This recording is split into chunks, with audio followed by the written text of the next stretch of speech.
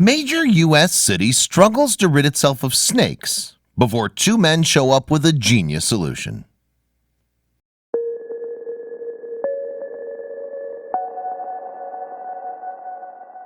Florida's Everglades teem with all kinds of nasty creatures. Alligators, bobcats, and swarms of thirsty mosquitoes are just a few of the many reasons to stay indoors. So when some of the most vicious snakes on the planet moved into the area, even the toughest Floridians were shaking in their boots just thinking of the glades. Fortunately, faraway heroes stepped in and promised to save the day, albeit with a pretty strange method. While everyone was rooting for these strangers, they couldn't help but fear that these men were slithering off to meet their doom. You don't want to mess with the Burmese python. The biggest of these beasts can reach a length of 23 feet and weigh over 160 pounds. They'll eat anything from mice to adult deer. And as of a couple of decades ago, nobody in Florida even knew about them. As the name suggests, the reptiles are native to Asia's tropics, but they're now running wild all over the Everglades.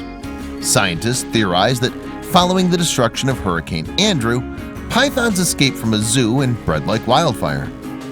Frank Mazzotti didn't know quite where the snakes came from, but he was determined to stop them from spreading into densely populated areas, like Miami. The biologist swore to throw everything and the kitchen sink at him. But would that be enough? Everglades locals tried all kinds of tricks to root out the serpents. They put snake-sniffing dogs out in the marshes and even set loose radio-equipped Judas snakes to hopefully reveal their home base. The pythons only continued to grow. Word got around that the reptiles took over an abandoned Nike missile site. While that in and of itself didn't threaten anyone, Floridians feared that if left unchecked, the pythons would breed at an incredible rate. Who knew it could have only been a matter of time until the snakes expanded beyond the missile base and started showing up in places that were more personal.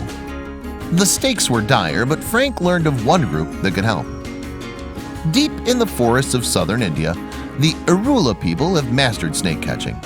They see it as an art and take the practice incredibly seriously, even after India has slapped strict regulations on snake trading.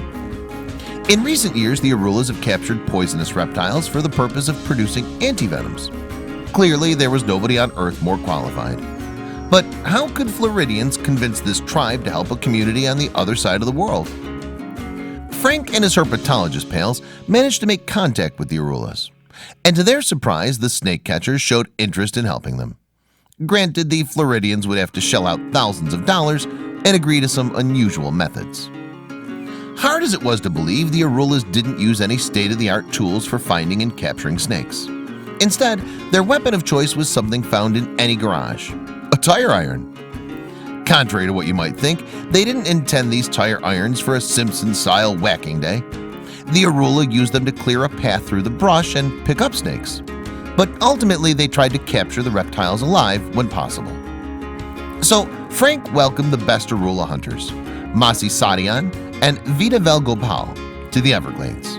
While both men were in their 50s, they were at the top of their game. But the Floridians got nervous when the Arulas said they'd never hunted snakes so large. However, Masi and Vadavel smiled when they shared this fact. They were eager for the challenge, the chance to put their skills to the ultimate test. Granted, their brand of animal control was not without its risks. From the start, the Arulas' tactics puzzled Frank and his friends. They insisted on marching blindly through the thickest part of the swamp. When a snake's trail ended, Masi and Vadavel made everyone sit down, pray, and smoke a cigarette. Frank's hopes began to wane until one of the Arulas pointed to a shimmer in the mud. Brandishing their trusty tire irons, Masi and Vadavel scooped up a fully grown python. That was only the beginning. With a few more captures under their belt, the Arulas fearlessly plunged into an old missile shaft where herpetologists spotted a nest. The sharp-eyed hunters grasped a muscled python tail and spent hours wrestling it out of the tree roots.